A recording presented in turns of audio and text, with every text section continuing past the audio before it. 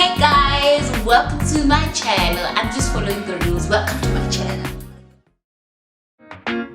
What's life with these? Imagine mixed feed, worship, and the ministry of the Lord. You guys have been saying, start a YouTube channel. Welcome to my channel. Subscribe, like, share, and welcome once again. And I've been meaning to start this whole thing, YouTube thing, join the YouTube family, but ish guys, I think my skin wasn't thick enough. I was just like, yo, will I have content and stuff? But you know what? Start. I think the biggest lesson we've learned in 2020 is that you just need to start, you know, and it's okay to start, make mistakes, learn from them, and just continue going and learning in the journey. You know, you'll never know until you start. So I'm starting, and we are starting with getting to know me, but we're gonna do it differently. In my intro video, you would have seen that some of my favorite things and things we will discuss on this channel is Christianity, my walk with God, God's word, and we'll also do a bit of music because that's something I really enjoy and love doing. And we will also talk nutrition, which is part of what I am qualified in. Yeah. So yours, and we'll be discussing topics that I really find interesting in that. So we're gonna start a different way. You're gonna get to know me differently. My name is Sefako. If you want to know a lot, just go to my Instagram page at Mabotagha Amorena, and yeah, you'll find out all you need to know. So I'm gonna do it differently, and I am going to talk about my top 10 favorite artists.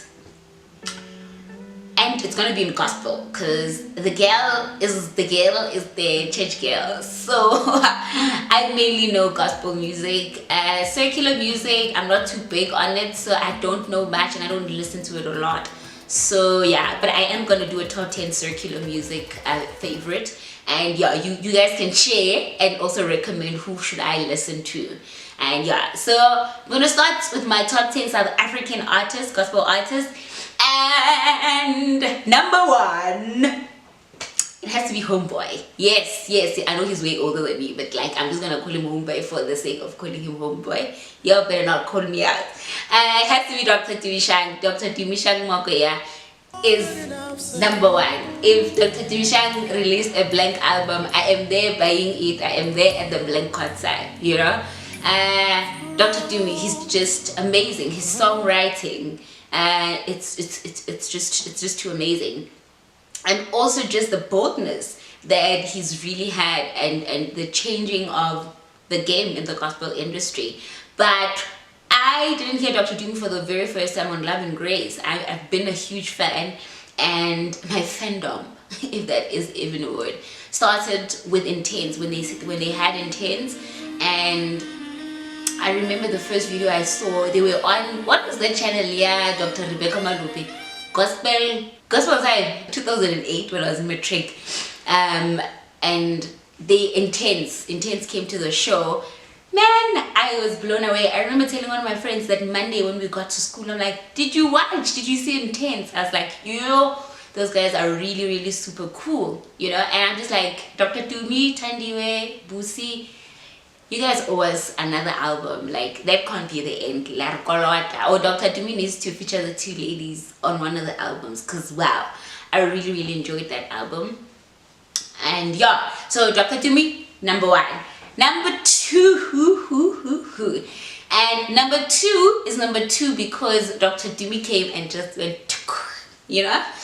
She was always number one. If you ask people who's the most favorite artist in South Africa, so didn't seem right.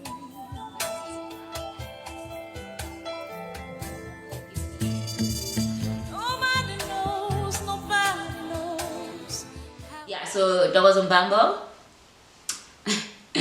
Listen, yeah. Apparently, I used to I love Dr. Rebecca Malupi growing up a lot, and yeah, from that switch with all the other people, with Cece Winans and Shelly Caesar, all of those, I moved straight to Ntokozo, and I just absolutely, when I saw her the first time on JoyousCelebration, I just fell in love with her voice, the way she was singing, like her presence and stuff. And I've been a fan since, you know.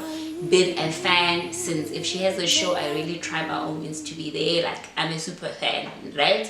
So yeah, so that's number 2. So we are fine. See, I was like, you know, there's no longer a hierarchy. Like, it's just the people's. Ne? So don't be like, why is Mama number 5? There's no longer number 5. They're just gonna follow. So obviously then it has to be her husband, right? You know, and we're gonna do actually the whole Coco records. It has to be her husband. And I know, yeah, I told you the click is not gonna happen. Him and then their child, Ayanda and Danzi. Like,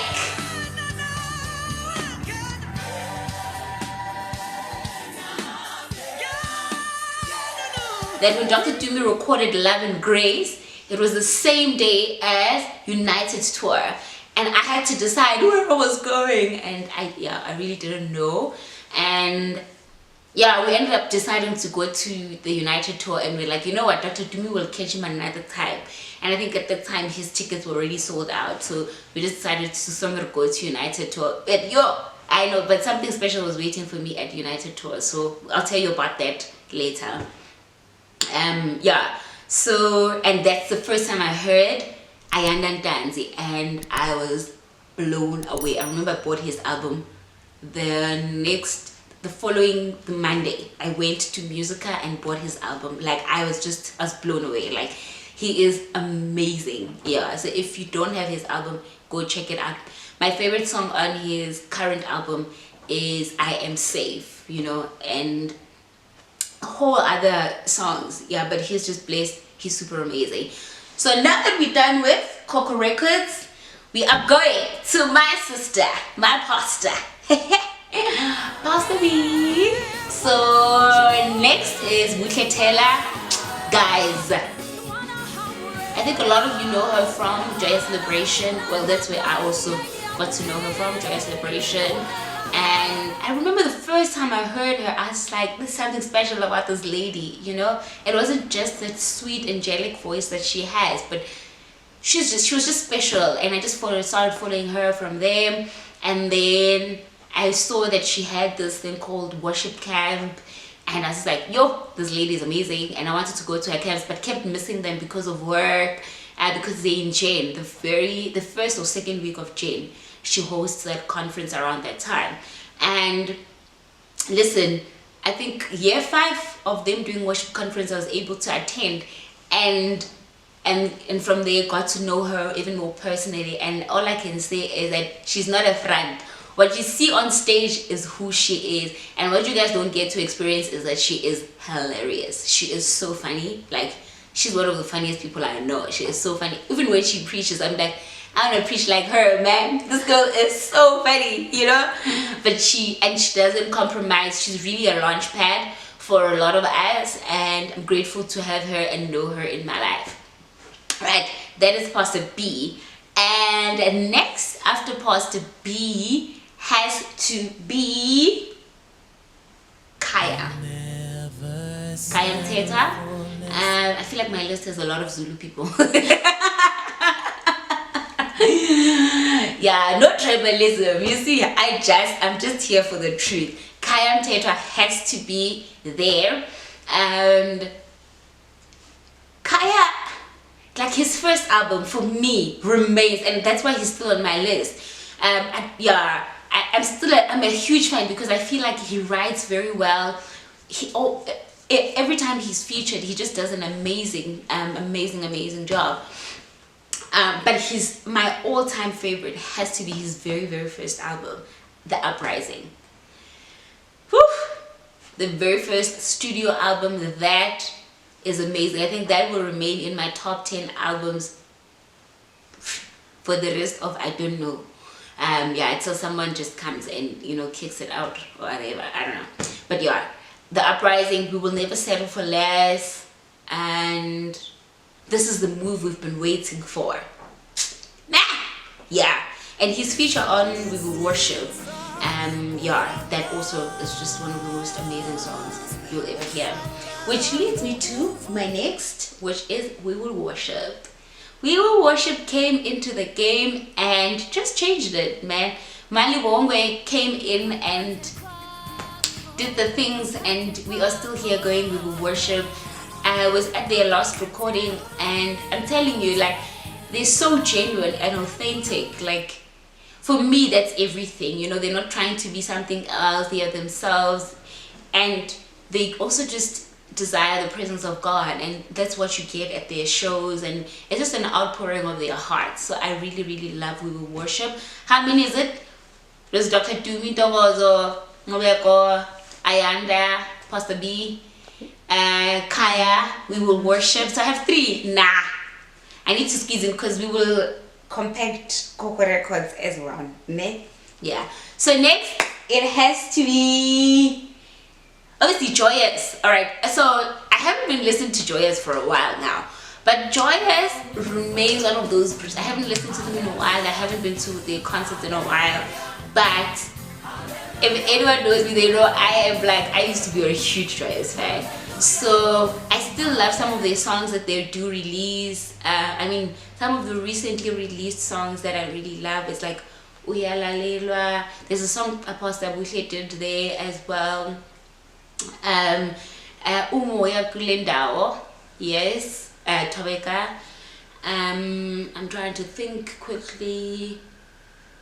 But yeah, but like for me, 16 going down or up, yeah, 16 going down, those are still my jams. I still listen to them till this day. So yeah, so Joyous, I'm really gonna put in Joyous in there, and then I'm gonna bring in my baby people, right? So Lucas Maloma, you can't have a list without Lucas. You can't have a top 10.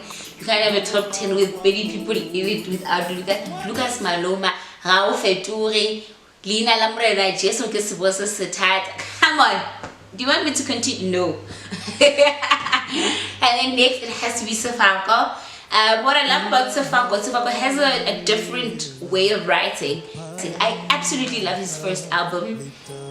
I don't know who wrote that, if he wrote it or not.